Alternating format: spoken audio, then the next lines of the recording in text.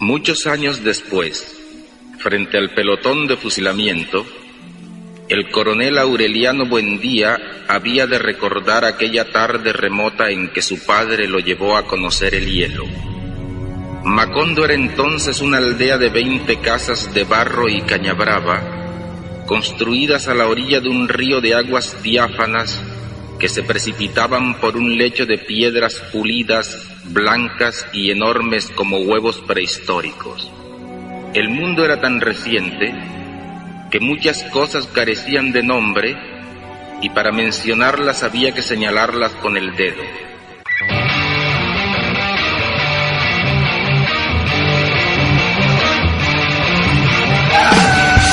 Hoy en día, los buscadores, las redes sociales, YouTube y la información que encontramos en Internet nos llenan la cabeza de ideas que tenemos que expresar. Porque todos tenemos algo que decir. Por una evolución de ideas. Bienvenido, estás escuchando el podcast de Arcángel Clan.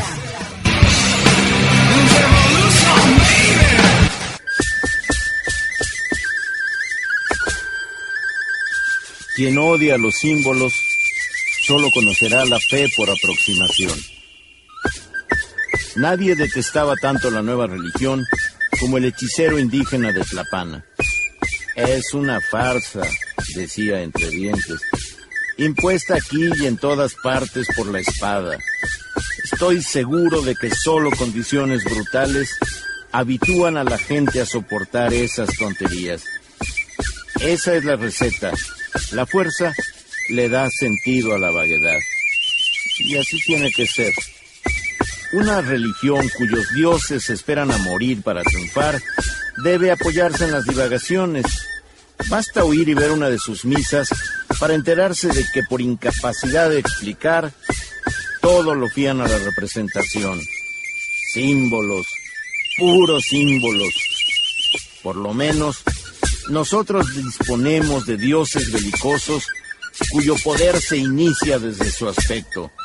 Para mí, una cruz es la combinación de dos maderos, y virgen es la mujer que no ha conocido varón. Solo hay que confiar en lo visible. Sus amigos, también agazapados en la cueva donde veneraban ídolos antiguos, le replicaron: «Eso dices porque eres incapaz de construir símbolos por tu cuenta». Afrentado, el hechicero procedió a demostrar que sus tesis eran independientes de su habilidad.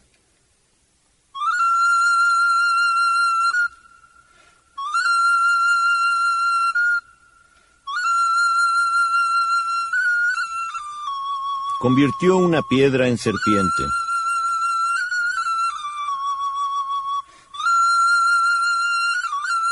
La serpiente se tornó ocelotl.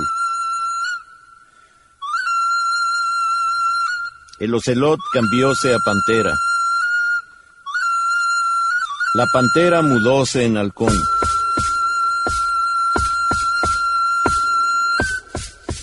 El halcón devino tortuga.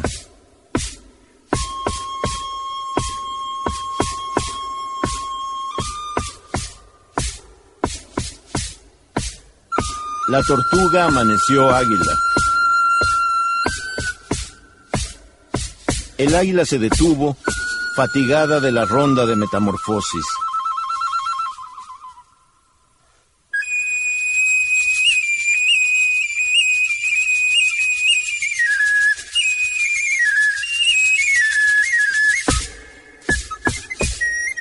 Los compañeros del hechicero se irritaron. Crear símbolos es muy fácil. Lo que es arduo es hallarles una interpretación convincente y duradera. El hechicero se lamentó del tiempo que perdía la humanidad construyendo alegorías que luego daba tanta flojera descifrar, si esto era posible. A continuación, el águila se transformó en un tigre que devoró a los simbologistas y, al apaciguarse, se volvió zarape. Rendido, el viejo indígena durmió plácidamente.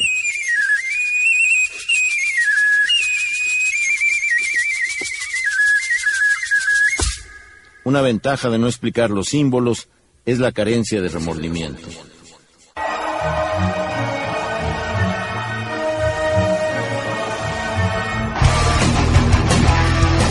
17 de abril, se cumple un año de la muerte de García Márquez, aquel escritor que nos transportara a las tierras de Macondo y nos asombrara e hiciera imaginar en pocas páginas, como es el caso de Blackaman el Bueno.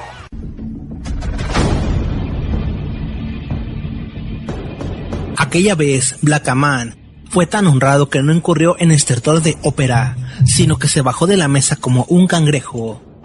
Buscó en el suelo, a través de las primeras dudas, el lugar más digno para acostarse. Desde allí me miró como a una madre y exhaló el último suspiro entre sus propios brazos, todavía aguantando sus lágrimas de hombre y torcido al derecho y al revés por el tétano de la eternidad. Fue esa única vez, por supuesto, en que fracasó la ciencia. Lo metí en aquel baúl de tamaño premonitorio donde cupo de cuerpo entero. Le hice cantar una misa de tinieblas que me costó 50 doblones de A4 porque el oficiante estaba vestido de oro y había además 3 obispos sentados. Le mandé edificar un mausoleo de emperador expuesta a los tiempos más propios del mar, con una capilla para él solo y una lápida de hierro, donde quedó escrito con mayúsculas góticas que aquí yace Blackaman el Muerto, mal llamado el Malo, burlador de los infantes y víctima de la ciencia. Y cuando estas honras me bastaron para hacerle justicia por sus virtudes, empecé a desquitarme de sus infamias, y entonces lo resucité dentro del sepulcro blindado, y ahí lo dejé revolcándose en el horror. Esto fue mucho antes de que Santa María del Darién se la tragara la marabunta, pero el mausoleo sigue intacto en la colina, a la sombra de los dragones que suben a dormir en los vientos atlánticos. Y cada vez que paso por esos rumbos, le llevo un automóvil cargado de rosas y el corazón me duele de lástima por sus virtudes. Pero después pongo el oído en la lápida para sentirlo llorar entre los escombros del baúl desbaratado. Y si acaso se ha vuelto a morir, lo vuelvo a resucitar, pues la gracia del escarmiento es que siga viviendo en la sepultura mientras yo esté vivo, es decir, para siempre.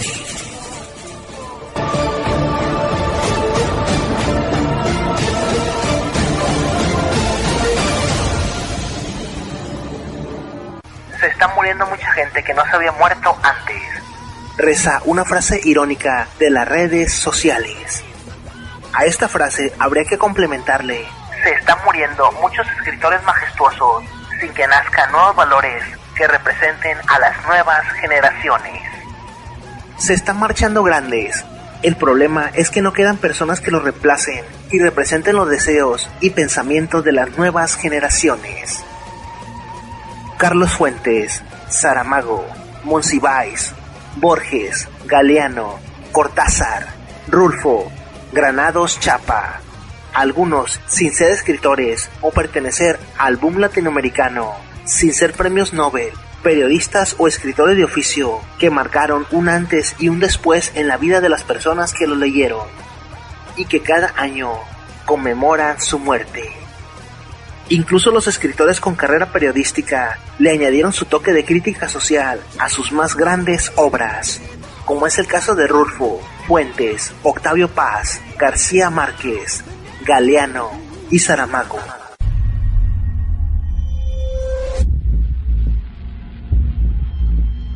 Por ahora quisiera leerles uno de los más breves, quizá, que aparentemente no dice nada, pero como les digo, dejo a su juicio, a su amable juicio y a su generosidad, sean un poco tolerantes conmigo.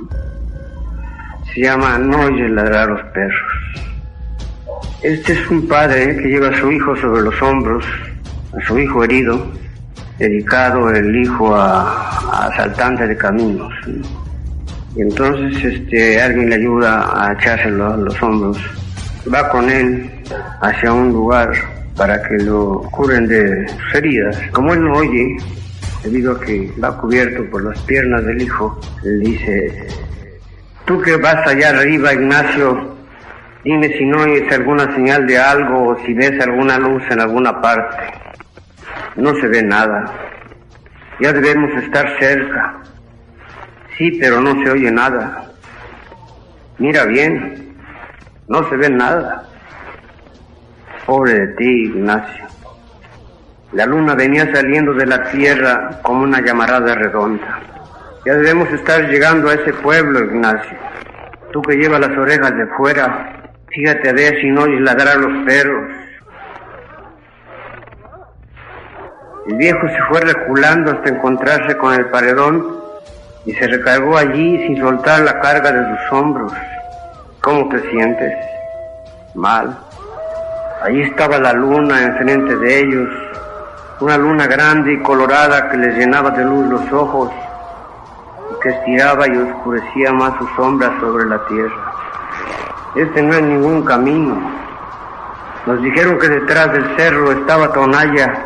Ya hemos pasado el cerro y Tonaya no se ve, ni se oye ningún ruido que nos diga que está cerca.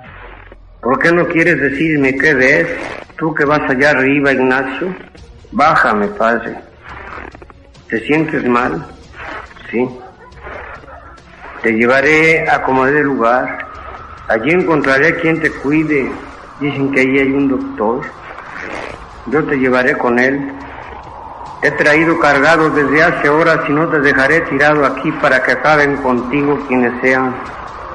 La luna iba subiendo, casi azul, sobre un cielo claro. La cara del viejo, mojada en sudor, se llenó de luz. Escondió los ojos para no mirar de frente, ya que no podía agachar la cabeza agarrotada entre las manos de su hijo. Todo esto que hago, no lo hago por usted. Lo hago por su difunta madre, porque usted fue su hijo, por eso lo hago. Es ella la que me da ánimos, no usted. Comenzando porque a usted no le debo más que puras dificultades, puras mortificaciones, puras vergüenzas. Sudaba al hablar, pero el viento de la noche le secaba el sudor, y sobre el sudor seco volvía a sudar. Me derrengaré, pero llegaré con usted a Tonaya para que le alivien esas heridas que le han hecho. Y estoy seguro de que, en cuanto se sienta usted bien, volverá a sus malos pasos. Eso ya no me importa.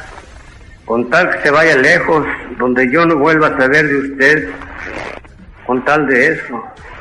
Porque para mí usted ya no es mi hijo. Lo dije desde que supe que usted andaba trajinando por los caminos, viviendo del robo y matando gente, y gente buena. Desde entonces dije, ese no puede ser mi hijo. Mira a ver si ya ves algo o si oyes algo, tú que puedes hacerlo desde allá arriba, porque yo me siento sordo. Te digo que no veo nada. Peor para ti, Ignacio. Tengo sed. Aguántate. Ya debemos estar cerca. Lo que pasa es que ya es muy noche y han de haber apagado la luz en el pueblo. Pero al menos debías de oír si ladran los perros. Haz por oír. Me acuerdo cuando naciste. Así eras entonces. Despertabas con hambre y comías para volver a dormirte. Y tu madre te daba agua porque ya te habías acabado la leche de ella. No tenías llenadero. Y eras muy rabioso. Nunca pensé que con el tiempo se te fuera a subir aquella rabia a la cabeza. Pero así fue. Tu madre, en paz descanse, quería que te criaras fuerte. Quería que cuando tú crecieras irías a ser su sostén. No te tuvo más que a ti. El otro hijo que iba a tener la mató. Y tú la hubieras matado otra vez si ella estuviera viva a estas alturas. Sobre su cabello sintió que caían gruesas gotas como de lágrimas. ¿Lloras, Ignacio? Lo hace llorar a usted el recuerdo de su madre, ¿verdad? Pero nunca hizo usted nada por ella. Nos pagó siempre mal. Y ya ve, ahora lo han medio herido. ¿Qué pasó con sus amigos? Los mataron a todos. Pero ellos no tenían a nadie. Ellos bien hubieran podido decir, no tenemos a quien darle nuestra lástima. Pero usted, Ignacio, ahí estaba ya el pueblo. Vio brillar los tejados bajo la luz de la luna. Tuvo la impresión de que lo aplastaba el peso de su hijo al sentir que las corvas se le doblaban en el último esfuerzo. Al llegar al primer tejabán, se recostó sobre el pretil de la acera y soltó el cuerpo, flojo, como si lo hubieran descoyuntado. Destrabó difícilmente los dedos con que su hijo había venido sosteniéndose de su cuello, y al quedar libre, oyó como por todas partes ladraban los perros. Y tú no los oías, Ignacio, dijo, no me ayudaste ni siquiera con esa esperanza.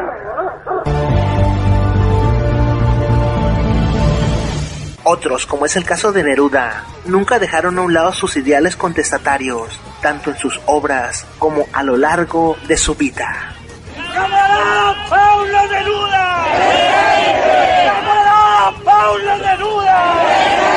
¡Camarada Pablo Neruda! ¡Ahora! Otros usan la sátira o el humor para denunciar cosas, como es el caso de José Ibargüengoitia, o el caso del célebre Eduardo del Río, y los moneros como Gis y Trino, entre otros. ¿Es el tren?, preguntó el forastero. El anciano echó a correr por la vía desaforadamente. Cuando estuvo a cierta distancia, se volvió para gritar. «Tiene usted suerte. Mañana llegará a su famosa estación. ¿Cómo dice que se llama?» «X», contestó el viajero. En ese momento el viejecillo se disolvió en la clara mañana, pero el punto rojo de la linterna siguió corriendo y saltando entre los rieles, imprudente, al encuentro del tren. Al fondo del paisaje, la locomotora se acercaba con un ruidoso advenimiento.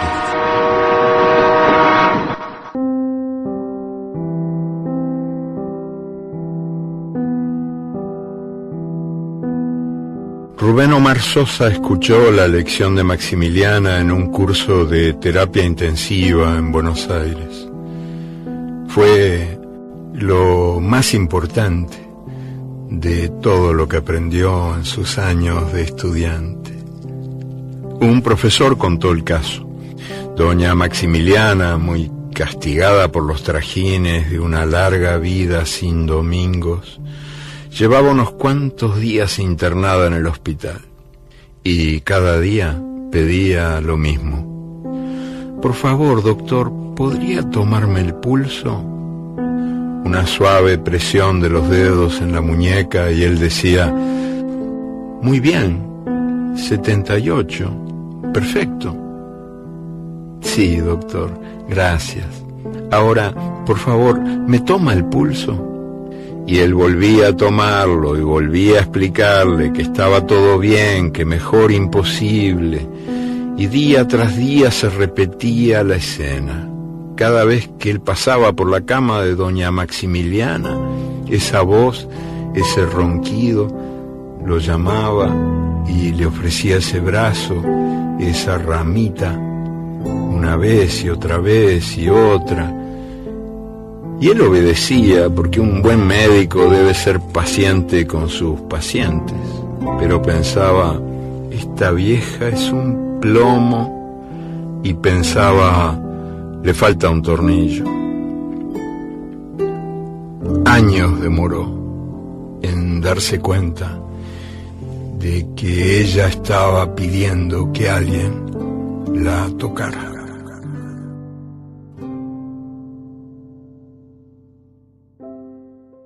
Otros, mediante el ingenio y la poesía, nos transportaron a universos confusos, que nos hacían leer y releer las obras, que incluso se pueden leer al revés, o de manera normal y significar varias cosas a la vez, como es el caso de Rayuela, de Julio Cortázar.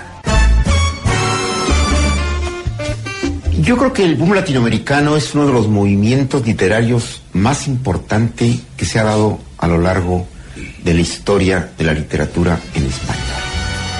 Y como todos los movimientos literarios son impredecibles, insólitos, azarosos e inexplicables.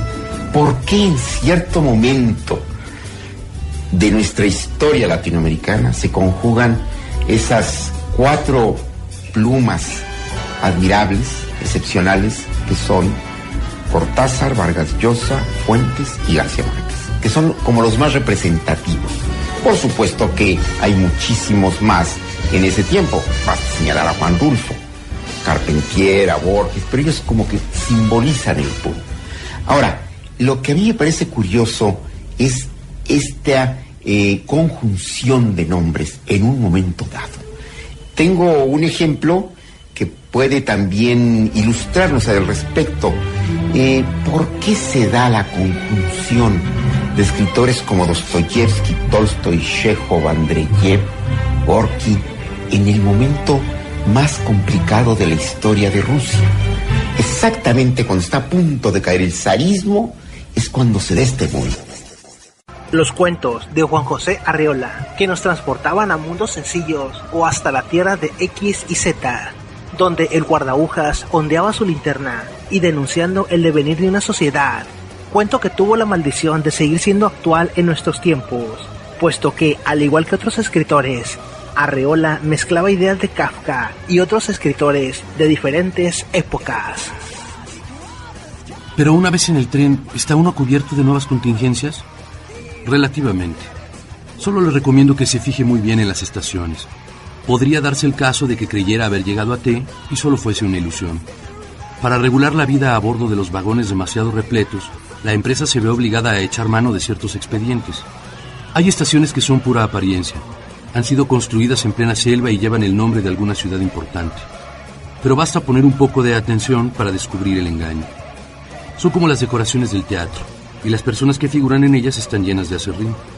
Esos muñecos revelan fácilmente los estragos de la intemperie, pero son a veces una perfecta imagen de la realidad. Llevan en el rostro las señales de un cansancio infinito. El estilo para mezclar periodismo con fantasía y la historia que intentaba contar, por ejemplo, José Saramago, ayudó a denunciar determinadas conductas sociales. Ensayos sobre la lucidez, La caverna o El Evangelio según Jesucristo son grandes obras que es necesario leer antes de morir. Jesús muere y ya va dejando la vida, cuando, de pronto, el cielo se abre de par en par por encima de su cabeza, y Dios aparece, vestido como lo había estado en la barca, y su voz resuena por toda la tierra diciendo: Tú eres mi hijo muy amado, y en ti puse toda mi complacencia. Entonces comprendió Jesús que había venido traído al engaño como se lleva al cordero al sacrificio, que su vida había sido trazada desde el principio de los principios para morir así. Y, trayéndole la memoria del río de sangre y de sufrimiento que de su lado nacerá e inundará toda la tierra, clamó para el cielo abierto, donde Dios sonreía: Hombres, perdonadle, porque no sabe lo que hizo. Luego se fue muriendo en medio de un sueño. Estaba en Nazaret y oía que su padre le decía, encogiéndose de hombros y sonriendo también: Ni yo puedo hacer todas las preguntas, ni tú puedes darme todas las respuestas. Aún había en él un rastro de vida cuando sintió que una esponja empapada en agua y vinagre le rozaba los labios, y entonces, mirando hacia abajo, reparó en un hombre que se alejaba con un cubo y una caña al hombro. Ya no llegó a ver, colocado en el suelo, el cuenco negro sobre el que su sangre goteaba. Último párrafo del Evangelio según Jesucristo, de José Saramago. Hacen falta nuevos escritores que desafíen y cuestionen a las figuras en el poder. Hacen falta escritores y periodistas que nos hagan sentir que no estamos tan solos. Esos escritores que son capaces de denunciar o mostrar la realidad de un país, ya sea con sus escritos o con sus notas. E eu me pergunto que é o que diria o pobre Cristo se ressuscitara na Praça de São Pedro. E seguramente lhe ligaria e perguntaria: e este o que és? E com sua túnica manchada, a lo mejor sin, digamos, descalço. Suponiendo, yo no quiero estar a armar ahora aquí una retórica miserabilista, ¿no? Pero seguramente que él preguntaría, ¿qué es esto? Esto es tu iglesia. Y él contestaría, mi iglesia, pero yo no he hecho ninguna iglesia. Y ese señor que está ahí muerto es tu representante en la tierra. Mi representante. ¿Cómo es que es mi representante? Y este lujo, y este esplendor, y todo esto. Y le dirían, pero esto es todo en tu honor. Esta riqueza, preguntaría Jesús, ¿es mi honor? Pero yo no quiero este honor. Esto a lo mejor es lo que diría Cristo. Para mí es muy fácil, yo soy ateo, yo no creo en Dios. Y todo eso, y todo ese aparato a mí me causa náuseas, totalmente náuseas. Que se dê um espetáculo destes a esse mesmo mundo, e pior aún, que a gente se deje manipular, porque millones e millones de pessoas creem que efetivamente ha sido o Espírito Santo que bajou e que ha elegido para cabeça suprema de la Iglesia Católica Apostólica Romana a un señor que se llama Ratzinger. No tengo ninguna consideración, no le tengo ningún respeto y se acabó. A veces hace falta morir para que nos nazcan lectores. Otra frase irónica.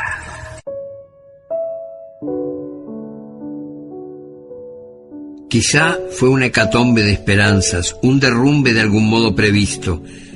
Pero mi tristeza solo tuvo un sentido. Todas mis intuiciones se asomaron para verme sufrir y por cierto me vieron. Hasta aquí había hecho y rehecho mis trayectos contigo. Hasta aquí había apostado a inventar la verdad. Pero vos encontraste una manera tierna y a la vez implacable de desahuciar mi amor. Con un solo pronóstico lo quitaste de los suburbios de tu vida posible. Lo envolviste en nostalgias, lo cargaste por cuadras y cuadras, y despacito, sin que el aire nocturno lo advirtiera, ahí nomás lo dejaste, a solas con su suerte, que no es mucha. Creo que tenés razón, la culpa es de uno cuando no enamora, y no de los pretextos ni del tiempo. Hace mucho, muchísimo, que yo no me enfrentaba como anoche al espejo, y fue implacable como vos, mas no fue tierno. Ahora estoy solo, francamente solo. Siempre cuesta un poquito empezar a sentirse desgraciado. Antes de regresar a mis lóbregos cuarteles de invierno, con los ojos bien secos, por si acaso, miro cómo te vas adentrando en la niebla y empiezo a recordarte. Al igual que la música, muchas personas dicen que la piratería en libros mata al escritor. Pero, al igual que la música, las casas editoras le pagan una suma inicial al escritor y después algunas regalías, por lo que muchos piensan que comprar o vender libros piratas está mal, pero le pasa lo mismo que al cantante o banda, con el plus de que un escritor no gana lo mismo con dar una charla o aparición, cosa que sí hace un artista con su concierto. Vaya ironía que la literatura sea tan comercializada, que ahora el Día Mundial del Libro sea el Día Mundial del Libro y de los derechos de autor. Varios son los casos donde los derechos de una novela son vendidos a casas editoras, y éstas inventan y reinventan las obras, despreciando el trabajo del autor original, y a tal grado de que si el escritor reviviera, se revolcaría en su tumba por lo que han hecho con sus obras. Un ejemplo de esto que no tiene mucho que ver es el cómic de Condorito. El autor Pepo murió hace muchos años, pero la empresa dueña de sus cartones lo inventa y reinventa con un humor muy absurdo, mientras que su familia está enojada por ese abuso hacia la obra. Alan Moore escribió mis números favoritos del Hombre Radiactivo. Oh, ¿en serio? ¿Te gustó que hice a tu superhéroe favorito un crítico de jazz adicto a la heroína que no era radioactivo? No leo las palabras, solo me gusta cuando golpea. ¿Cómo hace que el traje se les pegue tanto a los músculos? Ay. Señor Moore, ¿me firma mi DVD de los vigilantes bebés? Dígame cuál es su bebé favorito. ¿Vieron lo que hacen las malditas corporaciones? Toman tus ideas y las drenan como sanguijuelas hasta que se adueñan de la última gota de médula de tus huesos.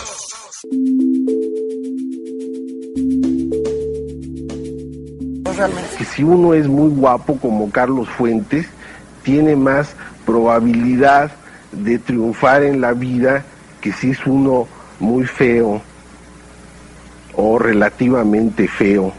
Si es uno simpático, pues tiene más posibilidad de llegar a la celebridad que si es uno un chocante, ¿no? Pero en el fondo, como que estas son cosas secundarias, en el hombre casi no cuentan. Y sin embargo, en todas las mujeres que han llegado a ser realmente famosas en nuestro medio, ahí están presentes estas cosas. De lo contrario, si carecen de la figura masculina de prestigio que las protege en el pasado, ¿no? El señor que vivió con ellas o que se peleó con ellas o que lo que sea, siempre son consideradas, es una mujer, es una de mucho talento para ser mujer. Entrecerrado y general, particular y pavoroso, en hola Tulio, me encuentro aquí en la Feria Nacional del Libro, donde año tras año se reúnen escritores, libreros y libros a compartir sus experiencias y leer juntos. Acompáñenme al emocionante mundo de las letras, embanderado y enlutado y sin medida como un beso. Señor, señora, no olvide llevar sus libros, novelas y revistas. Le tenemos 2 kilos de libros por 1.000 pesos. Aproveche la oferta y por si no lleva... Señora, casero, caserita, por favor, lleve un libro. ¿A cuánto tiene el kilo de libros? Para usted, mi reina, solo 1.000 pesos el kilo. ¡Ay, pero qué caro! Tengo 500. Bueno, dama, 1 kilo para la dama. Deme 2. 2 kilos para la dama. Caserita, acá tengo los libros más frescos. Están recién escritos. Incluso la tinta está fresca. Bueno, Tulio, me despido desde aquí, la Feria del Libro, ese maravilloso objeto decorativo. ¿Pero qué clase de lugar es este? Es la Feria del Libro. Todo tipo de libros para adornar lo que tú quieras. Pero Mario Hugo, estos libros, aparte de decorar, tienen una gran utilidad. ¡Guerra del libro!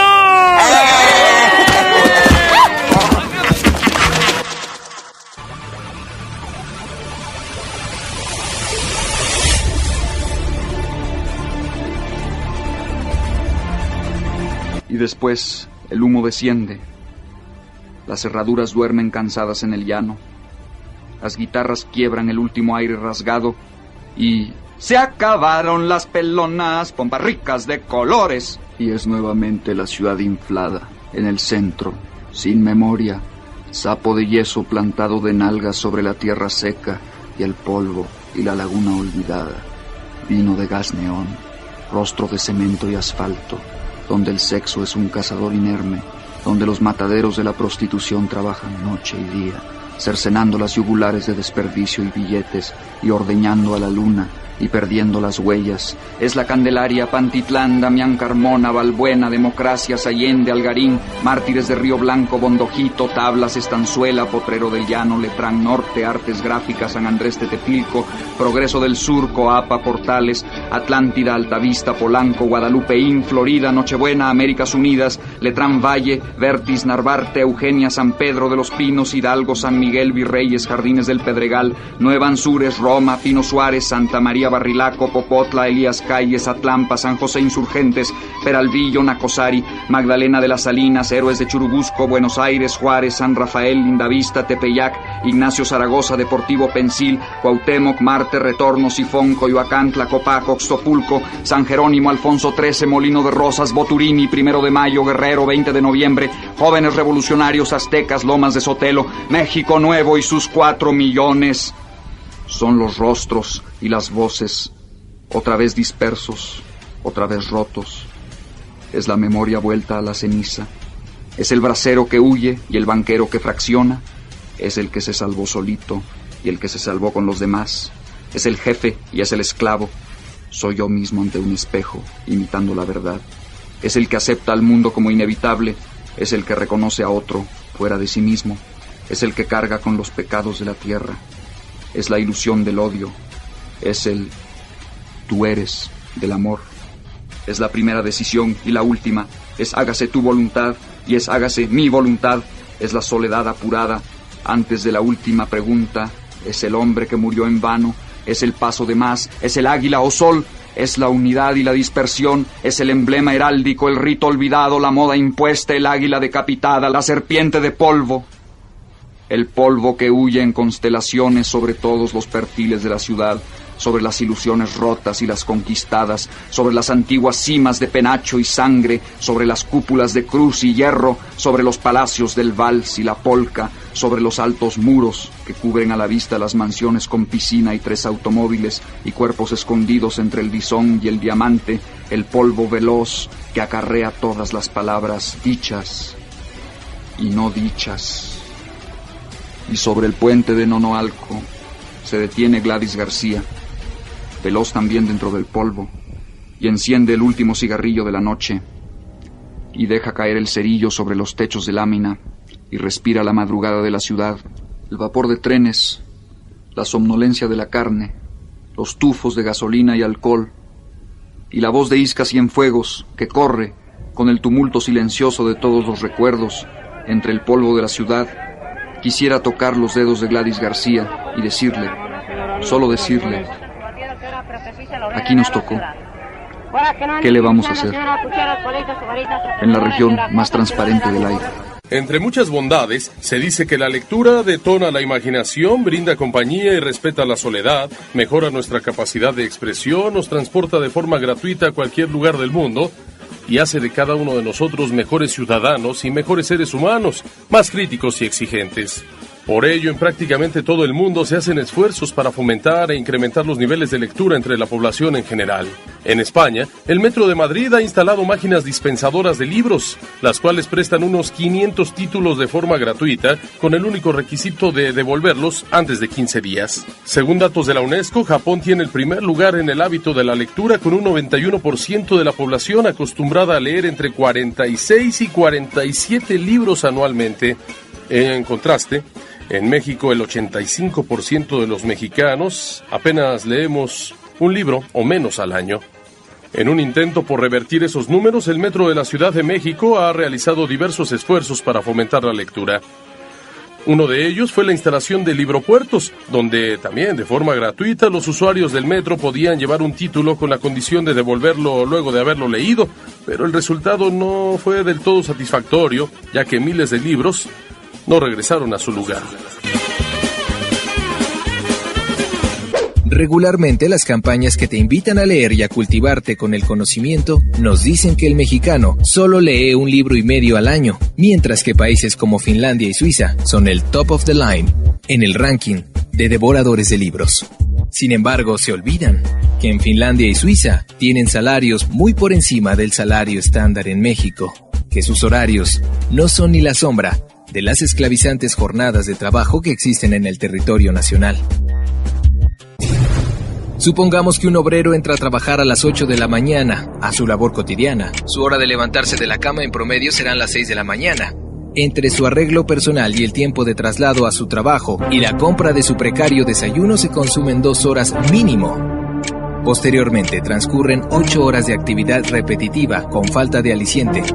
5 de la tarde, sale del trabajo rumbo a su casa, gastando otras 2 horas de traslado nuevamente. Parecería que ese es el tiempo oportuno para leer, pero la realidad es que el simple hecho de trasladarse en medios de transporte público le obligan a mantener toda su concentración y su energía en mantenerse a salvo de un posible accidente, un robo o un retraso. Aproximadamente a las 7 de la noche, y tomando en cuenta de que es padre de familia y que esto conlleva otras actividades y compromisos propios de ser padre o esposo, preocupaciones como que el salario solo le permite cierto tipo de comida, cierto tipo de ropa y cierto tipo de diversiones o distracciones. Esto obliga al individuo a tener válvulas de escape, o mejor dicho, maneras de olvidarse de su realidad. Debido a su pobreza, las opciones son pocas y se reducen a ver televisión abierta. ¿Cómo se enteró que se volvió tan famoso? Me lo comentó un amigo, porque yo ni siquiera había visto nada. Ya le piden autógrafos en la calle. A algunas personas. ¿Sí? La que le provee de falsos ídolos y estereotipos basados en consumo y bellezas retocadas con Photoshop y silicón. Alcohol, la más viable, la más dañina, la más barata, un medio para socializar, para pelear, para tener sexo ocasional, y el detonante de muchos conflictos sociales, que son causados por uno de los productos con más publicidad que impactan al mexicano en el día a día. Entonces, ¿en qué momento del día a este hombre le queda espacio para la lectura? No es coincidencia que librerías para gente con cierto nivel de poder adquisitivo son las que más te juzgan por no leer. La gente no lee por falta de ganas. La gente no lee porque simplemente no está tranquila ni es feliz. Si tú lees, me darás la razón. Para una sana lectura, se necesita mucho más que tiempo. Se necesita estar en blanco para escribir tu mente con nuevos conocimientos, pero la angustia limita. Fernando Sánchez Dragó decía que la televisión es uno de los brazos aliados del sistema. Es el instructor de la sociedad. Es el más eficaz a la hora de mantenernos dormidos. Y es que, cuando vemos televisión, es imposible pensar. Inténtalo. No se puede. A la hora de escribir, a la hora de leer, cuando odiamos, cuando amamos, cuando recordamos, el pensamiento es la máquina que produce todo lo anterior. ¿Por qué no leemos? Es una pregunta que cada determinado tiempo se hace a la población o los sistemas de cultura se hacen a sí mismos. Existe en Latinoamérica una línea de pensamiento que le dice a las personas que el cultivarse, leer e investigar solo se utiliza como parte de la formación de una carrera o para obtener una calificación en la escuela. Interesante que una de las preguntas que te hacen al entrar a la universidad es cuántos libros leíste el año pasado y cuántos libros tienes en tu casa. No es de gratis que los pueblos más marginados y explotados sean aquellos donde el nivel cultural sea más bajo. Sería imposible explotar a personas que conocieran sus derechos laborales y humanos. Pero eso no solo se mira en Latinoamérica, sino en los cinturones de pobreza y colonias de ciudades del primer mundo. Se estima que el mexicano tan solo lee 2.94 libros por año, y poco más de 25 millones de mexicanos no ha abierto un libro, y solo 4 de cada 10 han pisado una librería a lo largo de su vida. Si se siguen las cifras de alfabetización oficiales, es posible identificar esas necesidades. El Instituto Nacional de Educación para los Adultos, INEA, admite que de los 77.2 millones de los mexicanos en edad de trabajar, 7.6%, unos 5.8 millones, son analfabetas. 12.9%, 9.9 millones de personas, desertó de la primaria. Y 22.7, 17.5 millones, no ha concluido la secundaria. Sin hablar de que gran parte del porcentaje de personas que pasan de la secundaria a la preparatoria no termina la educación de bachiller. En otras palabras, 6 de cada 100 hombres no saben ni leer ni escribir, ni hacer cuentas. El padecimiento es más agudo para las mujeres. 8 de cada 100 mujeres no saben leer ni escribir, sin hablar del analfabetismo funcional. Personas que leen textos, pero son incapaces de comprenderlos. Estas cifras aumentan en los estados más pobres de México: Guerrero, Chiapas, Puebla y Oaxaca. Solo por mencionar 4 de los 10 estados más pobres de México. Irónicamente, los estados que más capital político jalan en cada elección democrática. Existen muchos Méxicos. Hay uno que sí lee y mucho, pero es verdad, es una franja ubicada en las áreas metropolitanas que lo consume todo. Desde el libro vaquero, 50 sombras de Grey, hasta Marguerite Yourcenar, expresó el escritor José Antonio Lugo, director de actividades culturales en el Foro Chapultepec. Lo más interesante del tema es que ni a la Secretaría de Educación Pública ni a la Secretaría de Cultura estén interesadas en realizar campañas o programas de lectura, ni darle mayores fondos a las bibliotecas públicas o a los programas de intercambio, distribución gratuita de libros, o siquiera darle mayor presupuesto a los programas de alfabetización de personas y para combatir la primaria, secundaria y bachiller truncos. El gobierno mexicano ha enfocado sus esfuerzos en contabilizar la cantidad de analfabetas, pero no en focalizar el problema a fondo, que el mexicano promedio no lee ni le interesa estudiar, a menos que sea para conseguir una calificación. Espero curarme de ti en unos días. Debo dejar de fumarte, de beberte, de pensarte. Es posible. Siguiendo las prescripciones de la moral en turno, me receto tiempo, abstinencia, soledad. ¿Te parece bien que te quiera nada más una semana? No es mucho ni es poco, es bastante.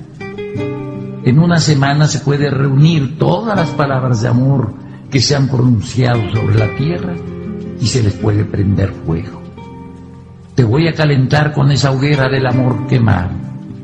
Y también el silencio, porque las mejores palabras del amor están entre dos gentes que no se dicen nada. Hay que quemar también ese otro lenguaje lateral y subversivo del que ama. Tú sabes cómo te digo que te quiero cuando digo que calor hace, dame agua, sabes manejar, se hizo de noche. Entre las gentes, a un lado de tus gentes y las mías, te he dicho, ya es tarde, y tú sabías que decía, te quiero. Una semana más para reunir todo el amor del tiempo, para dártelo, para que hagas con él lo que tú quieras, guardarlo, acariciarlo, tirarlo a la basura. No sirve, ¿cierto? Solo quiero una semana para entender las cosas, porque esto es muy parecido a estar saliendo de un manicomio para entrar a un panteón. Cuando era niño, hace muchos años, era un placer el sentarse a leer los libros de la primaria, bajo un árbol y comiendo un heladito. Estos tenían cuentos de la talla de Arreola, Rulfo, Saramago y muchos otros escritores. También era un placer comprar cómics, por ejemplo los del Capulinita, los de Archie y todos esos. Tenía cartones llenos de cómics. Ahora, la educación se ha convertido en un sistema dedicado únicamente a preparar a los niños a ser parte de una masa. Es muy raro ver un niño leyendo un libro o un cómic, pero es muy fácil verlo entretenido escuchando corridos o música de ese tipo. Unificar a las personas en un solo sistema normativo para poder manejarlos a su antojo. Como dice el Imaginario en su podcast, nos hace falta imaginar más. El mexicano no lee y el mexicano es discriminado por eso. El mexicano no puede leer por las condiciones de trabajo que no se lo permiten. Se gasta millones de pesos en publicidad oficial en la televisión, pero no son capaces de usar ese dinero para regalar libros. Por su parte, las campañas hipócritas de la televisión le piden al mexicano que lea más, le cuentan historias maravillosas de cuánto leen los artistas, pero no le dicen a las personas que leen pura autoayuda o literatura basura.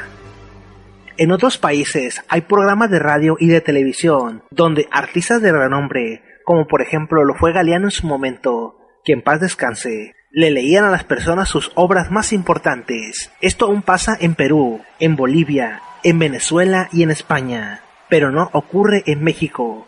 Sobre todo porque la televisión fue privatizada por un sector de empresarios y ahora ya no existe televisión pública.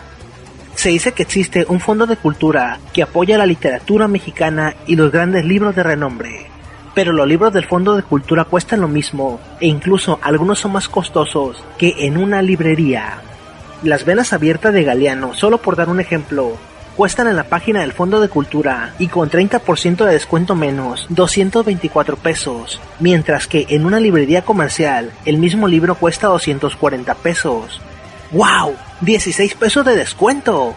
Mientras que las descargas electrónicas o los e-libros cuestan 160 pesos, cuando están totalmente gratis por internet. Oriol Val, que se ocupa de los recién nacidos en un hospital de Barcelona, dice que el primer gesto humano es el abrazo. Después de salir al mundo, al principio de sus días, los bebés manotean como buscando a alguien. Otros médicos que se ocupan de los ya vividos dicen que los viejos al fin de sus días mueren queriendo alzar los brazos. Y así es la cosa.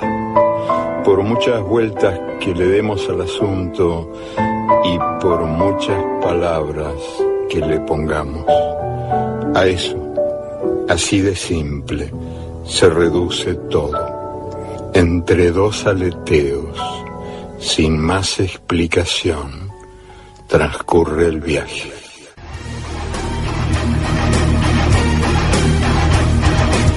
Existe en México y en el mundo una crisis tremenda de cultura en los medios de comunicación. Las personas quieren consumir todo de inmediato, y para ello tienen a la prensa, que se quiere parecer a la televisión, los libros y medios impresos, que quieren ser televisión, y a los blogueros de YouTube, que no saben qué quieren ser, pero que tienen audiencias por millones. Y es que, en un sistema donde lo único que importa es la mano de obra barata y desechable, la cultura se está convirtiendo en un artículo de lujo, mientras que la estupidez es gratis y al alcance de cualquier persona. Es muy cómodo culpar al capitalismo o al sistema consumista, pero no hace falta tener mucha inteligencia para darse cuenta de que México no produce cultura y que cada año se reduce más el presupuesto para ciencia, educación y artes, que cada vez son más pocos los que tienen acceso a la educación superior, que la educación media solo forja analfabetas funcionales y que la educación básica está diseñada tan solo para llegar a la preparatoria y de ahí listo para la fábrica o la maquila. Se podría decir que los podcasts, los videos de YouTube y los cómics son cultura, pero también la música del Commander es cultura. A mí me da mucha risa que arman festivales de cultura y lo primero que hacen es llevar a niños a cantar o bailables, y esto sí es cultura. Pero sería más cultura que trajeran ferias del libro, y ferias de libro que valieran la pena, no personas que venden libros de superación personal a precios elevados. En la cultura existen diversos niveles, y por lo general siempre es mejor irse a las fuentes que comerse el contenido predigerido. No puedes presumir de cultura cuando las bibliotecas públicas son un mero accesorio y no se invita a los niños a leer, mucho menos cuando leer debería ser una necesidad atendida y no un lujo para ciertas clases de personas. Yo no quiero decir que cada uno es tal como nace, no voy a ese punto. Tal vez debamos pensar por qué algunas personas resisten a lo que es el comportamiento universal o digamos al comportamiento general y otras no. ¿Por qué algunos mantienen una actitud crítica en relación a las cosas? Por ejemplo, ¿por qué es que algunas personas piensan que las cosas, no por ser modernas o nuevas, son mejores que las de antes? Y eso no es defender a lo antiguo. Es simplemente decir que no tengo ninguna razón para pensar que las cosas de ahora y las que van a ser hechas en el futuro son las únicas y las mejores que pueden haber sido hechas, pensadas, imaginadas y utilizadas. No tengo ninguna razón para pensar eso. Al contrario, muchos indicios nos demuestran que estamos tomando por un camino errado. Ahora, ¿qué hay que hacer para explicarle esto a las personas? Cuando en realidad todos sabemos qué es lo que pasa en el mundo. Todos están al tanto de lo que pasa en el mundo. Y tenemos una cosa que llamamos libre arbitrio. Hay gente que puede escoger entre el bien y el mal, y escoge el mal y sabe que está haciendo el mal. Y así viven y sabemos todo eso. Pero me parece que lo que no se quiere reconocer es que hay un proceso, una especie de presión que nos va empujando a todos en la misma dirección. Dentro de ese movimiento en el que somos empujados todos, algunos podrán intentar contrariar esa fuerza e intentar resistir, pero de cualquier forma hay una especie de movimiento, una especie de máquina que nos empuja a todos. Tal vez esa máquina podría ser parada si reconociésemos, los que somos llevados en la misma dirección, si todos los que estamos siendo empujados empujáramos a la máquina, pero no empujamos. Hay unos cuantos que sí, algunos cuantos lo hacen, porque las personas saben que los problemas del mundo existen, están ahí. Con la información de la que disponemos podemos identificar cuáles son los problemas del mundo. ¿Pero qué se hace para resolverlos? Nada. Nada. Ah, sí, bueno, pero hay ONGs. Las ONG son la caridad de los tiempos modernos. Y no estoy diciendo con esto que las ONG no hacen un buen trabajo. Muchas de ellas hacen un excelente trabajo. Lo que pasa es que estas ONGs convirtieron nuestra buena conciencia. Entonces decimos, bueno, sí, hay una ONG que se está ocupando. El problema es que en un sistema como este, en el que ya estamos a tiempo de decir vivimos en una dictadura económica, Es que hasta ahora las dictaduras eran, en primer lugar, una dictadura política, llevada adelante por militares mal nacidos, que secuestraban, que torturaban y ese tipo de cosas. Y hasta ahora la dictadura era eso. Pero no percibimos que la dictadura cambió y que ya no precisa de militares mal nacidos, ya no precisa de políticos corruptos, ya no precisa de grandes batallones de la muerte, ya no precisa de eso. La dictadura de hoy es económica. Vivimos en una situación que se podría llamar también capitalismo autoritario. En una situación de esta, en la que nos hacen creer que lo mejor es triunfar en la vida, y triunfar en la vida significa tener mucho, lo más que se pueda. 3 automóviles en lugar de 1, 2 casas o 3 o 4, tener mucho de todo aquello que se llama un bien. Esa máquina de producción de bienes, muchas veces inútiles, nos obliga a comprar y comprar y comprar. El concepto de ciudadano fue sustituido por el de cliente. Nos convirtieron en clientes. Somos consumidores, nada más. Y después se habla como si se tratara de una moda, de la moda de la democracia. Y yo soy demócrata, pero mi concepto de la democracia no tiene nada que ver con el concepto de democracia en vigencia y que se practica. Un concepto de democracia que se limita a pedir al ciudadano, que de todos modos lo sigue siendo. Una democracia que de cuando en cuando se limita a pedir al ciudadano que se aparezca con un papel y lo meta dentro de una urna y que después se vaya a su casa y que vuelva dentro de 4 años. Un concepto de democracia que significa, que implica que a partir del momento en que un ciudadano pone su voto en la urna, pasó su propia capacidad política, su capacidad crítica, pasó a otra persona, a un partido, pasó a un grupo de personas que son de ese partido o que se aprovechan de ese partido para hacer las cosas que les son delegadas. Esto no es democracia.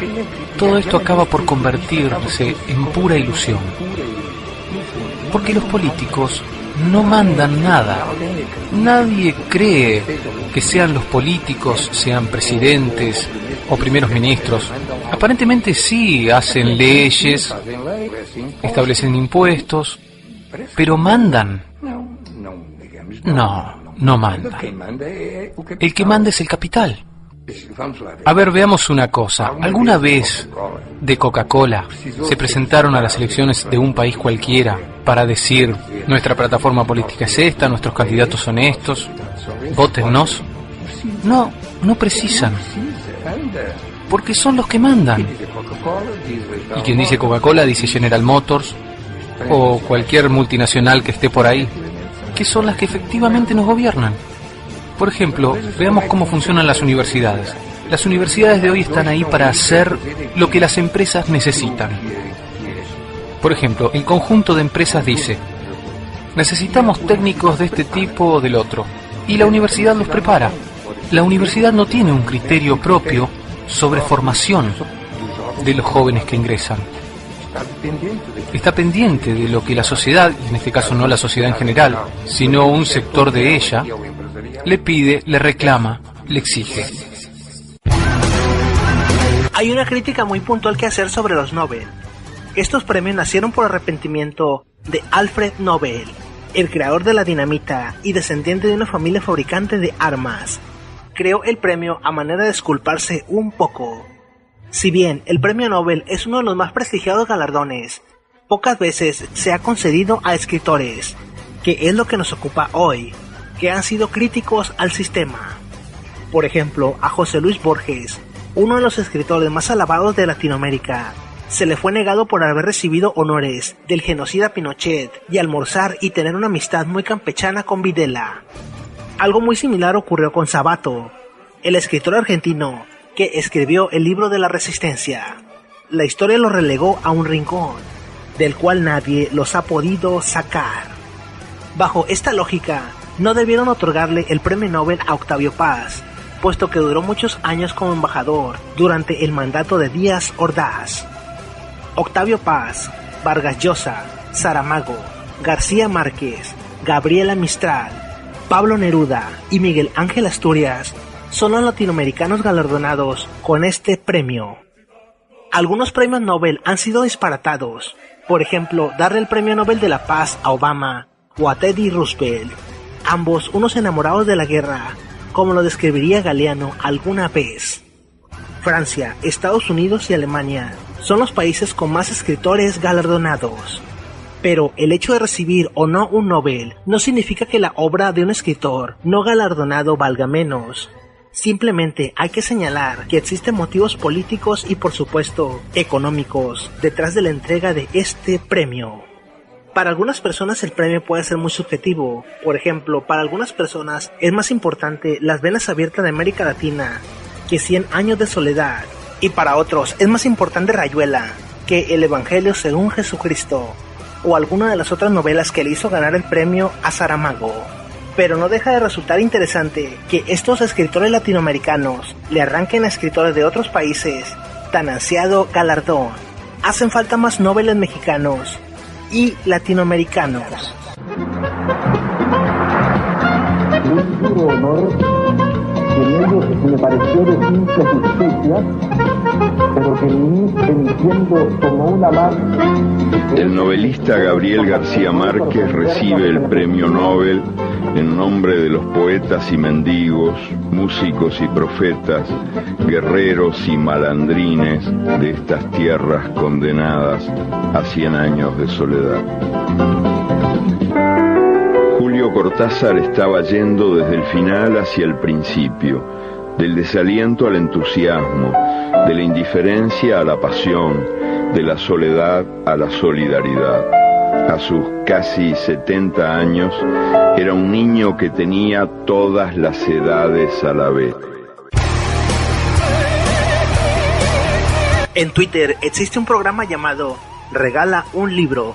No solo se trata de regalar libros usados, sino de fomentar la cultura y regalar libros que nos hayan gustado a nosotros. Y en sus páginas decirle a la persona que también ella lo regale cuando lo termine de leer. Otros lo que hacen es ocultar libros en algunas partes y aclarar dentro de las hojas que se están regalando con el fin de difundir la cultura. También se puede recurrir a tianguis culturales o lugares donde se venden libros usados. Hay buenas gangas, pero también algunos libros, como es el caso de Las Venas Abiertas, que cuestan más caros que nuevos. También, si se desea tener la versión impresa, pueden hacer lo que yo. Gran parte de los libros que tengo son impresos en PDF, a media carta, y luego los empasto o engargolo. En Facebook hay comunidades de personas que intercambian libros y revistas. La historia de México no es menos intrincada que su geografía. Dos civilizaciones han vivido y combatido no solo en su territorio, sino en el alma de cada mexicano. Una, oriunda de estas tierras, y otra, venida de fuera, pero que ha enraizado tan profundamente que se confunde con nuestro ser mismo. Dos civilizaciones y, en el interior de cada una de ellas, distintas sociedades, con frecuencia divididas por diferencias de cultura y de intereses. Desgarramientos internos, enfrentamientos externos, rupturas y revoluciones. Saltos violentos de un período histórico a otro, de una fe a otra, del politeísmo al cristianismo, de la monarquía absoluta a la república, de la sociedad tradicional a la moderna. Letargos prolongados y bruscos levantamientos. Sin embargo, es perceptible, a través de todos los trastornos, una voluntad que tiende, una y otra vez, a la síntesis.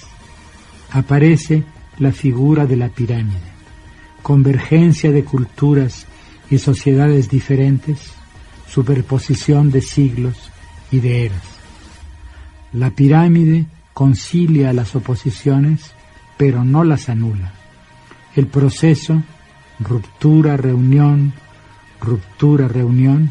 puede verse como un leitmotiv de la historia de México. El verdadero nombre de ese proceso es voluntad de vivir, o más exactamente, pervivir, lo mismo frente a la discordia y la derrota que ante la incertidumbre del mañana.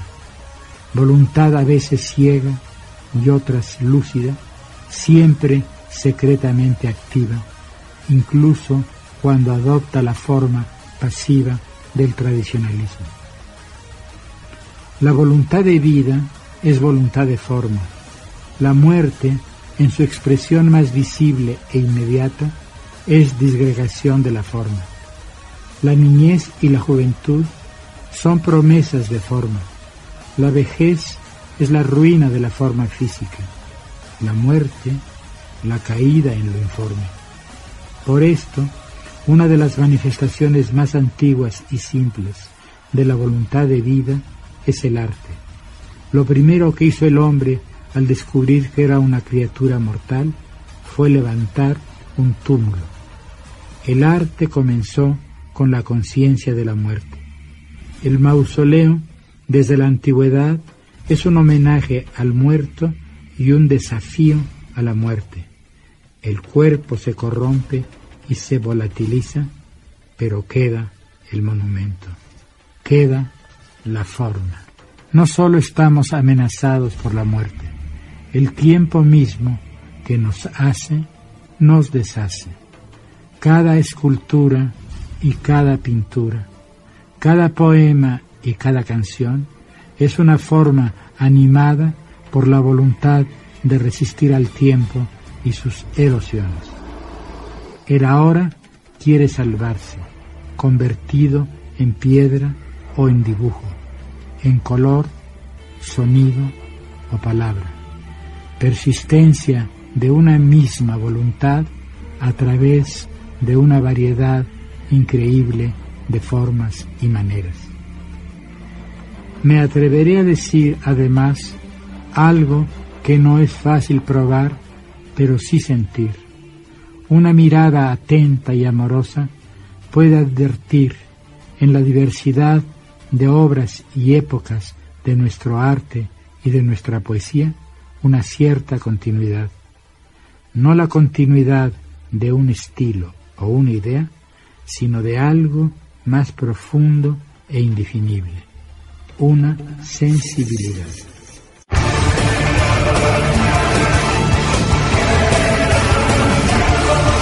Creo que el mejor para explicar esta crisis es uno de los escritores del boom latinoamericano. En una entrevista con Joaquín Soler, Cortázar describe qué fue y qué es el boom latinoamericano. Y con respecto al boom, empezando porque como en el caso de cómic, siempre me ha molestado que un fenómeno latinoamericano sea definida con un término inglés, que es políticamente muy significativa, esa debilidad, lamentable debilidad. Yo creo que el boom responde al azar, a ese azar que hace tan bien las cosas. El azar hace muy bien las cosas en la historia, lo hace mucho mejor que la lógica, que en un momento histórico importante para América Latina, en que está dominada por un imperialismo que la quiere convertir en una factoría, en una colonia, pues el azar haga que aparezcan 5, 6, 8 excelentes escritores que lanzan un montón de libros y de golpe crean un estado de conciencia que abarca todo el continente. Porque mira, Joaquín, y esto es importante, tú sabes cómo ha sido atacado el boom, considerándolo una especie de maniobra editorial, considerando que la promoción de los editores había lanzado al boom.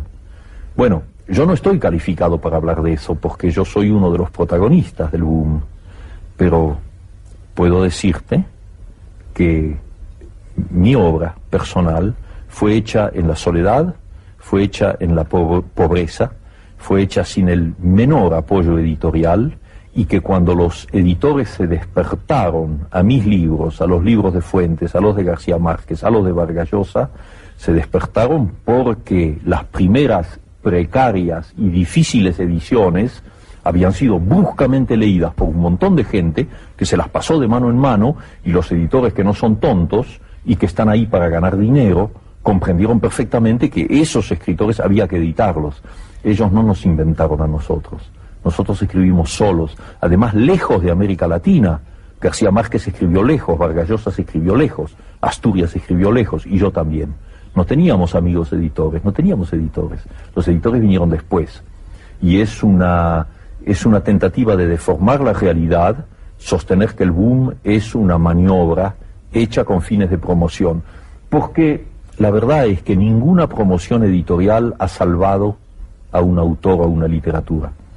Con una gran campaña de promoción puedes lanzar un libro, una primera edición, pero si el libro no vale por sí mismo, ¿cuánto tiempo dura? A mí lo que me alegra en este fenómeno del llamado boom es que hay dos cosas. En primer lugar, que hemos sido leídos por primera vez por nuestros compatriotas. Yo pertenezco a una generación que no leía a los escritores latinoamericanos, sino con cuentagotas. Teníamos a Borges, teníamos a Arlt, teníamos a 2 o 3, y ahí se acababa. Estábamos vueltos a Europa. Lo que leíamos era la última novela de Graham Greene, la última novela de François Mauriac, la última novela de Pearl Buck o de Hemingway. Magníficos escritores y que hay que leer y en buena hora, pero estábamos de espaldas a nuestra realidad. Y en 10 años de eso que llaman el boom, sucede que hay millones de latinoamericanos que se han despertado a ese hecho maravilloso de tener confianza en sí mismos, porque si yo tengo confianza en un escritor argentino, estoy teniendo confianza en mí mismo, tengo confianza como perteneciente a una sociedad, a una cultura, a un ritmo histórico. Entonces de golpe tenemos un continente que nos lee a nosotros. Y entonces fíjate lo que eso significa como signo revolucionario, como búsqueda de una identidad. Sabemos cada vez mejor que somos latinoamericanos y que, como dijo Darío, invirtiendo la frase, tantos millones de hombres no hablaremos inglés, hablaremos español. Y esa es la segunda mitad de la cosa, que toca España y que a mí me da tanta alegría. Y es el hecho de que ustedes, los españoles, nos leen a los latinoamericanos y nos leen amistosamente, nos leen fraternalmente. Bueno, ese contacto, después de un largo periodo de distancia, que tú conoces muy bien, ese contacto es fecundo, ese contacto nos vuelve a enlazar. Ya no necesitamos ni a Hernán Cortés ni a Pizarro, los que crearon las diferencias. No, ya somos un solo conjunto unidos por un idioma, y ojalá que por un mismo destino histórico. Por el momento es todo. Los invito a leer, pero más que nada los invito a cuestionar a sus autores y generar ideas propias con lo que leen en sus libros. Y los invito a consumir las ideas de los buenos escritores antes mencionados, en YouTube, en audiolibro, en PDF o como sea. Hasta pronto. El Principito y el Zorro, dedicado a la persona que me ha domesticado. Buen día, dijo el zorro. Buen día, respondió cortésmente el Principito, que se dio vuelta, pero no vio a nadie. Estoy aquí, dijo la voz, bajo el manzano. ¿Quién eres?, dijo el Principito. Eres muy bonito. Soy un zorro, dijo el zorro. Ven a jugar conmigo, le propuso el Principito. Estoy tan triste. No puedo jugar contigo, dijo el zorro. No estoy domesticado. Ah, perdón, dijo el Principito. Pero, después de reflexionar, agregó: ¿qué significa domesticar? No eres de aquí, dijo el zorro. ¿Qué buscas? Busco a los hombres, dijo el Principito. ¿Qué significa domesticar? ¿Los hombres?, dijo el zorro. Tienen fusiles y cazan. Es bien molesto. Y también crían gallinas. Es su único interés. ¿Buscas gallinas? No, dijo el Principito.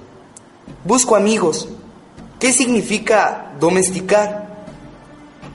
Es algo demasiado olvidado, dijo el zorro. Significa crear lazos. ¿Crear lazos? Claro, dijo el zorro.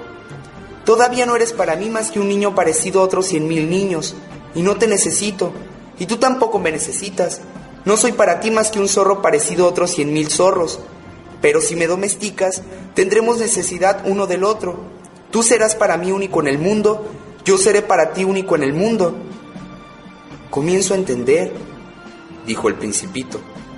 Hay una flor. Creo que me ha domesticado. Es posible, dijo el zorro.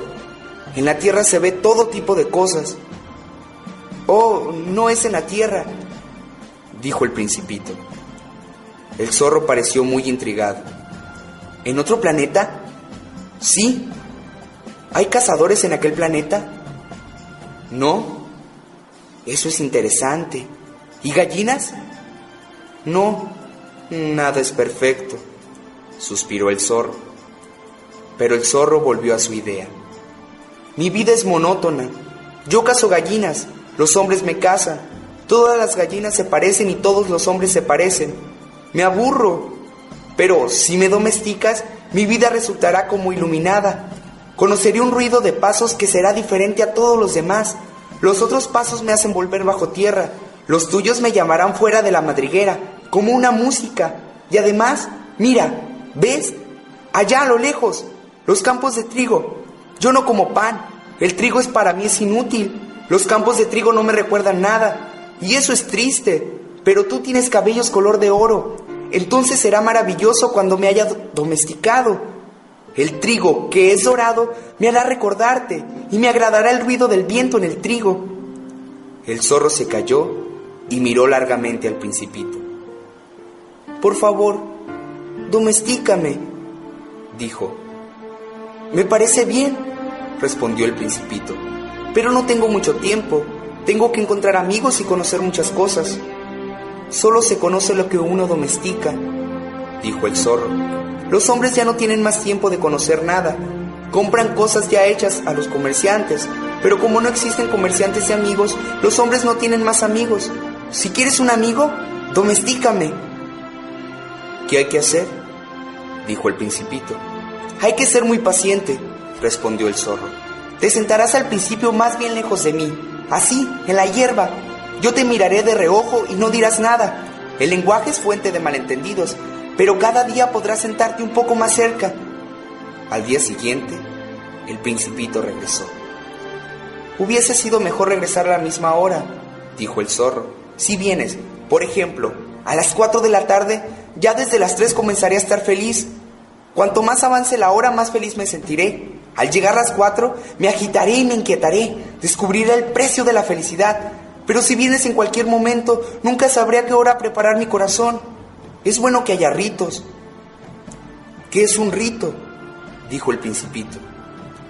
Es algo también demasiado olvidado, dijo el zorro. Es lo que hace que un día sea diferente de los otros días, una hora de las otras horas. Mis cazadores, por ejemplo, tienen un rito. El jueves bailan con las jóvenes del pueblo. Entonces el jueves es un día maravilloso. Me voy a pasear hasta la viña. Si los cazadores bailaran en cualquier momento, todos los días se parecerían y yo no tendría vacaciones. Así el Principito domesticó al zorro. Y cuando se aproximó la hora de la partida... ¡Ay!, dijo el zorro. Voy a llorar. Es tu culpa, dijo el Principito. Yo no te deseaba ningún mal, pero tú quisiste que te domesticara. Claro, dijo el zorro. Pero vas a llorar, dijo el Principito. Claro, dijo el zorro. Entonces no ganas nada. Sí gano, dijo el zorro, a causa del color del trigo. Luego agregó: ve y visita nuevamente a las rosas. Comprenderás que la tuya es única en el mundo, y cuando regreses a decirme adiós, te regalaré un secreto. El Principito fue a ver nuevamente a las rosas. Ustedes no son de ningún modo parecida a mi rosa. Ustedes no son nada aún, les dijo. Nadie las ha domesticado, y ustedes no han domesticado a nadie. Ustedes son como era mi zorro. No era más que un zorro parecido a otros 100,000 zorros, pero me hice amigo de él y ahora es único en el mundo. Y las rosas estaban muy incómodas. Ustedes son bellas, pero están vacías, agregó. No se puede morir por ustedes. Seguramente cualquiera que pase creería que mi rosa se les parece, pero ella sola es más importante que todas ustedes, puesto que es ella quien he regado, puesto que es ella quien abrigué bajo el globo. puesto que es ella quien protegí con la pantalla, puesto que es ella la rosa cuyas orugas maté, salvo las 2 o 3 para las mariposas, puesto que es ella quien escuché quejarse, o alabarse, o incluso a veces callarse, puesto que es mi rosa. Y volvió con el zorro. Adiós, dijo. Adiós, dijo el zorro. Aquí está mi secreto. Es muy simple. Solo se ve bien con el corazón. Lo esencial es invisible a los ojos. Lo esencial es invisible a los ojos, repitió el Principito a fin de recordar. Es el tiempo que has perdido en tu rosa lo que hace a tu rosa tan importante. Es el tiempo que he perdido en mi rosa, dijo el Principito a fin de recordar. Los hombres han olvidado esta verdad, dijo el zorro, pero tú no debes olvidarla. Eres responsable para siempre de lo que has domesticado. Eres responsable de tu rosa. Soy responsable de mi rosa, repitió el Principito a fin de recordar. Fin.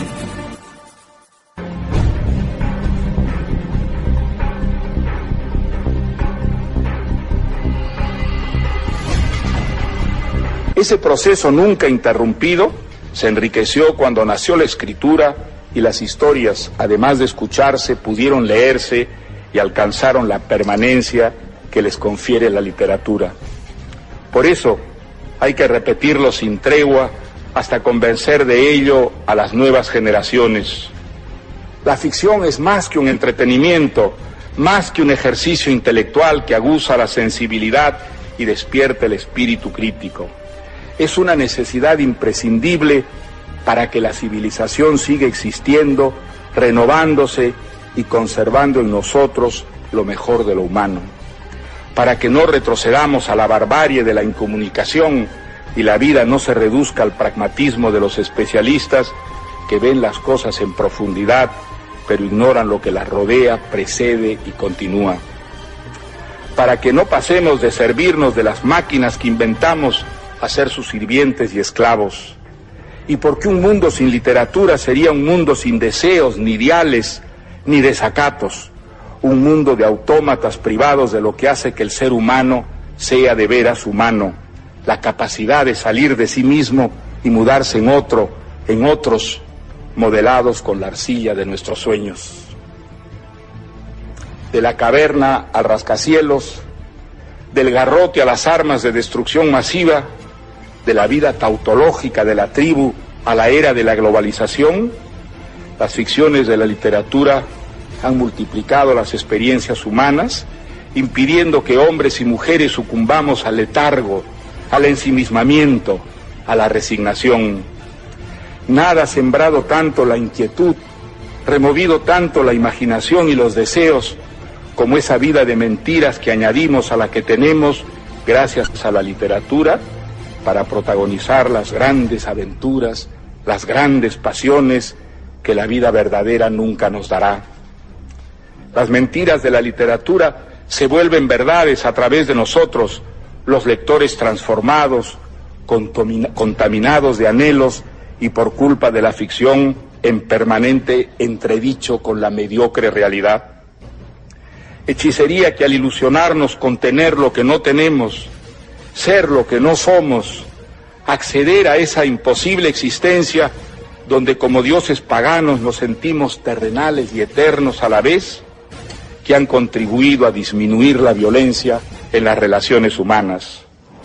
A disminuir la violencia, no a acabar con ella, porque la nuestra será siempre, por fortuna, una historia inconclusa. Por eso, tenemos que seguir soñando, leyendo y escribiendo, la más eficaz manera que hayamos encontrado de aliviar nuestra condición perecedera, de derrotar a la carcoma del tiempo y de convertir en posible lo imposible.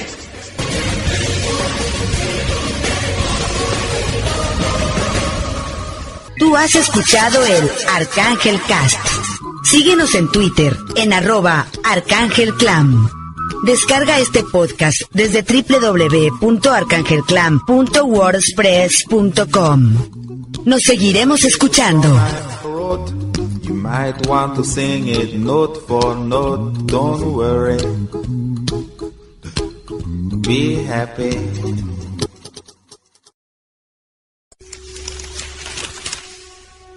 Muchos años después, frente al pelotón de fusilamiento, el coronel Aureliano Buendía había de recordar aquella tarde remota en que su padre lo llevó a conocer el hielo. Macondo era entonces una aldea de 20 casas de barro y caña brava, construidas a la orilla de un río de aguas diáfanas que se precipitaban por un lecho de piedras pulidas, blancas y enormes como huevos prehistóricos. El mundo era tan reciente que muchas cosas carecían de nombre y para mencionarlas había que señalarlas con el dedo.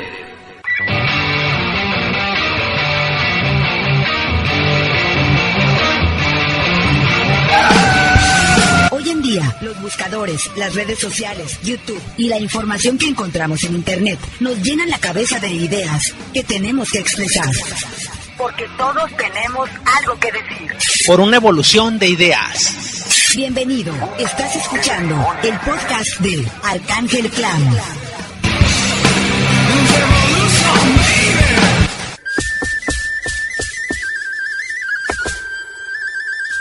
Quien odia los símbolos solo conocerá la fe por aproximación. Nadie detestaba tanto la nueva religión como el hechicero indígena de Tlapana. Es una farsa, decía entre dientes, impuesta aquí y en todas partes por la espada. Estoy seguro de que solo condiciones brutales habitúan a la gente a soportar esas tonterías. Esa es la receta. La fuerza le da sentido a la vaguedad. Y así tiene que ser. Una religión cuyos dioses esperan a morir para triunfar debe apoyarse en las divagaciones. Basta oír y ver una de sus misas para enterarse de que por incapacidad de explicar, todo lo fían a la representación. Símbolos, puros símbolos. Por lo menos, nosotros disponemos de dioses belicosos cuyo poder se inicia desde su aspecto. Para mí, una cruz es la combinación de dos maderos, y virgen es la mujer que no ha conocido varón. Solo hay que confiar en lo visible. Sus amigos, también agazapados en la cueva donde veneraban ídolos antiguos, le replicaron: «Eso dices porque eres incapaz de construir símbolos por tu cuenta». Afrentado, el hechicero procedió a demostrar que sus tesis eran independientes de su habilidad.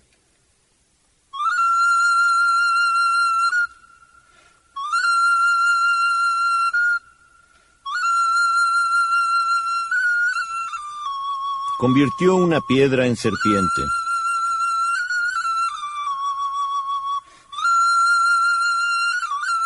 La serpiente se tornó ocelotl.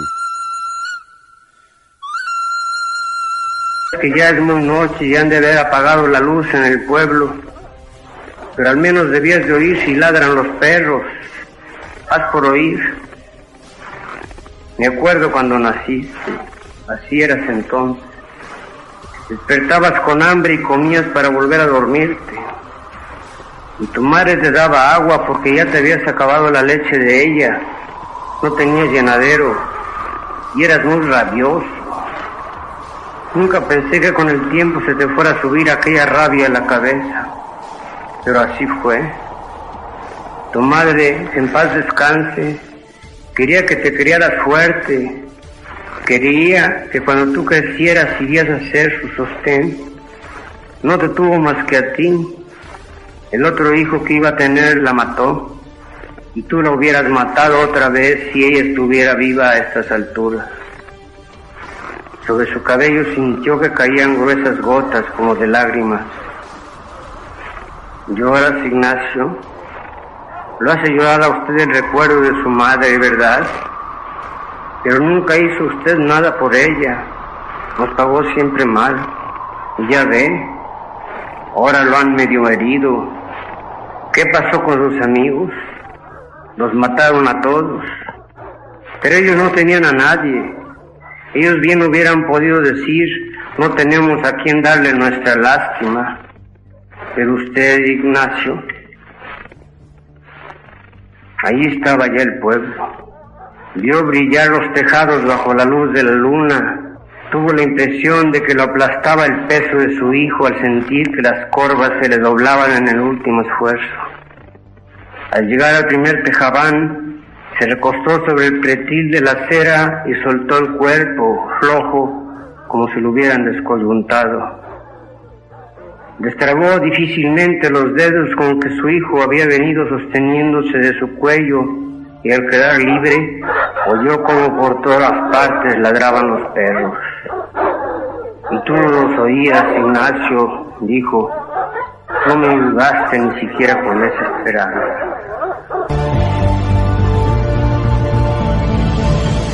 Otros, como es el caso de Neruda, nunca dejaron a un lado sus ideales contestatarios, tanto en sus obras como a lo largo de su vida.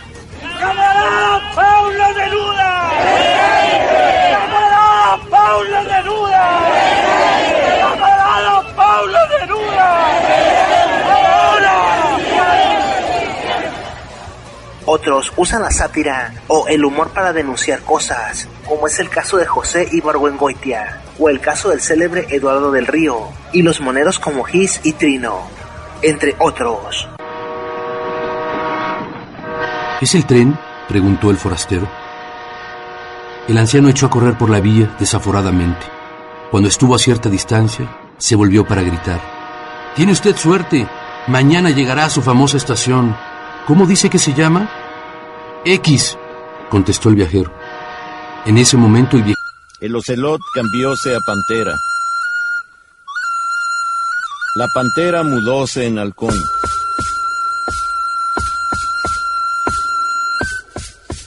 El halcón devino tortuga.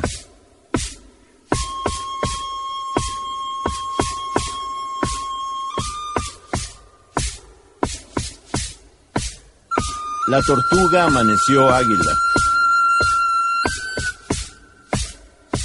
El águila se detuvo, fatigada de la ronda de metamorfosis.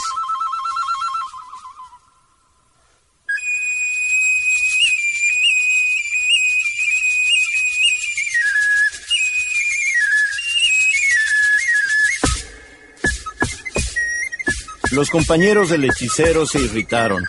Crear símbolos es muy fácil. Lo que es arduo es hallarles una interpretación convincente y duradera.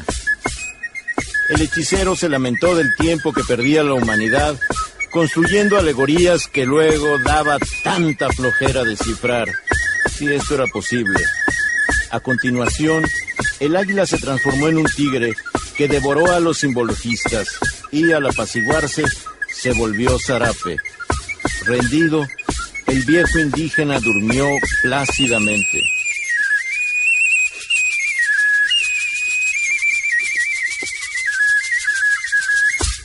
Una ventaja de no explicar los símbolos es la carencia de remordimiento.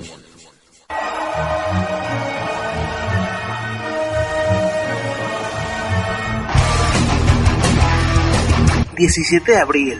se cumple un año de la muerte de García Márquez, aquel escritor que nos transportara a las tierras de Macondo y nos asombrara e hiciera imaginar en pocas páginas, como es el caso de Blacamán el Bueno.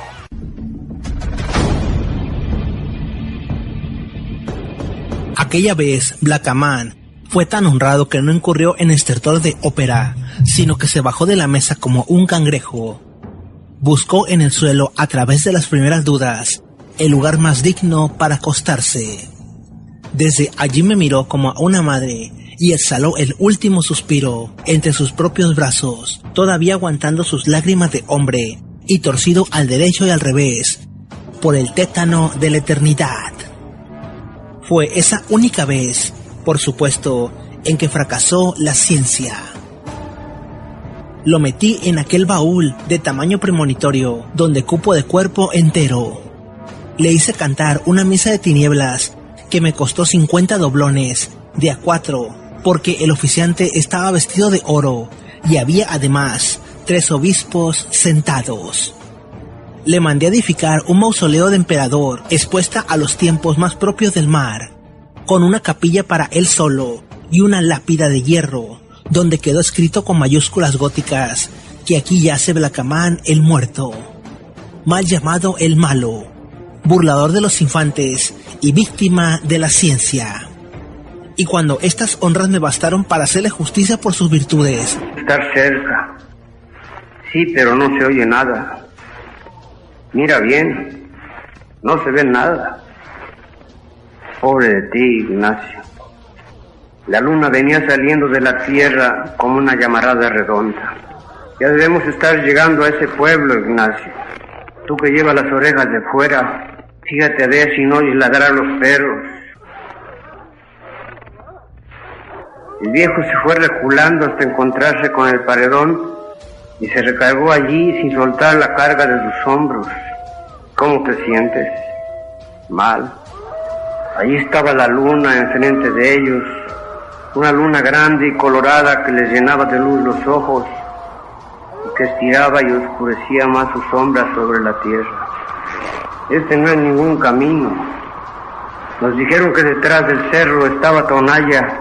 Ya hemos pasado el cerro y Tonaya no se ve, ni se oye ningún ruido que nos diga que está cerca. ¿Por qué no quieres decirme qué ves? Tú que vas allá arriba, Ignacio. Bájame, padre. ¿Te sientes mal? Sí. Te llevaré a como dé lugar. Allí encontraré quien te cuide. Dicen que allí hay un doctor. Yo te llevaré con él. Te he traído cargado desde hace horas y no te dejaré tirado aquí para que acaben contigo quienes sean. La luna iba subiendo, casi azul, sobre un cielo claro. La cara del viejo, mojada en sudor, se llenó de luz. Escondió los ojos para no mirar de frente, ya que no podía agachar la cabeza agarrotada entre las manos de su hijo. Todo esto que hago, no lo hago por usted. Lo hago por su difunta madre, porque usted fue su hijo, por eso lo hago. Es ella la que me da ánimos, no usted. Comenzando porque a usted no le debo más que puras dificultades, puras mortificaciones, puras vergüenzas.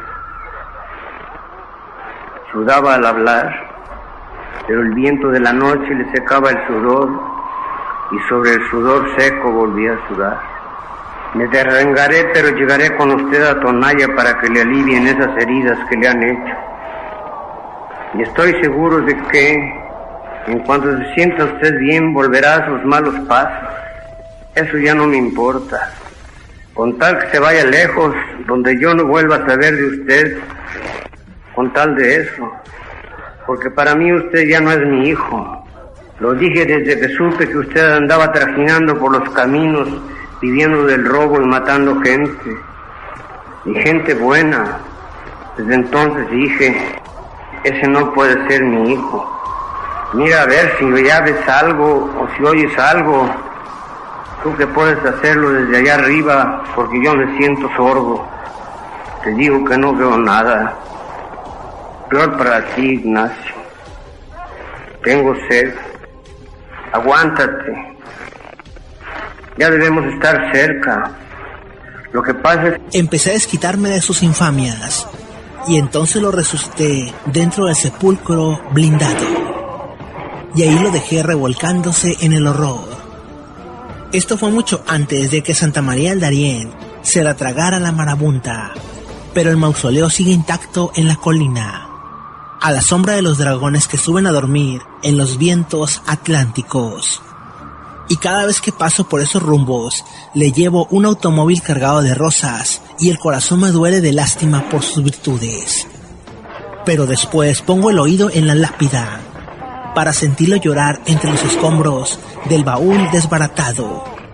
Y si acaso se ha vuelto a morir, lo vuelvo a resucitar, pues la gracia del escarmiento es que siga viviendo en la sepultura mientras yo esté vivo, es decir, para siempre.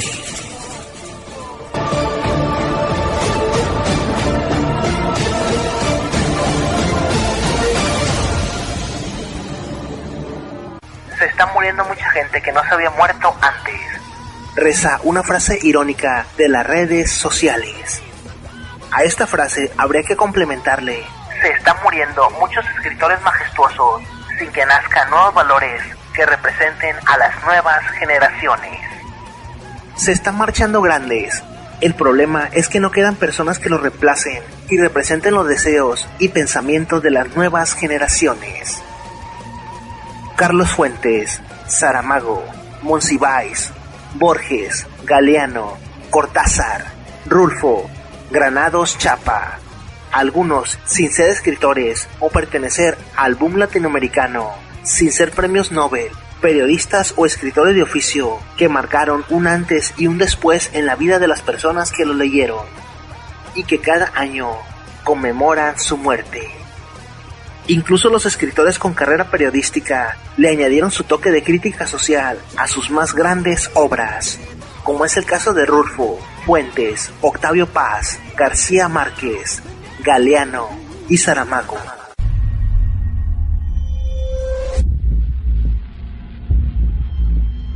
Por ahora quisiera leerles uno de los más breves, quizá, que aparentemente no dice nada, pero como les digo, dejo a su juicio, a su amable juicio y a su generosidad, sean un poco tolerantes conmigo. Se llama No oyes ladrar a los perros. Este es un padre que lleva a su hijo sobre los hombros, a su hijo herido, dedicado el hijo a asaltantes de caminos. Y entonces alguien le ayuda a echárselo a los hombros. Va con él hacia un lugar para que lo curen de sus heridas. Como él no oye, debido a que va cubierto por las piernas del hijo, él dice: tú que vas allá arriba, Ignacio, dime si no oyes alguna señal de algo o si ves alguna luz en alguna parte. No se ve nada. Ya debemos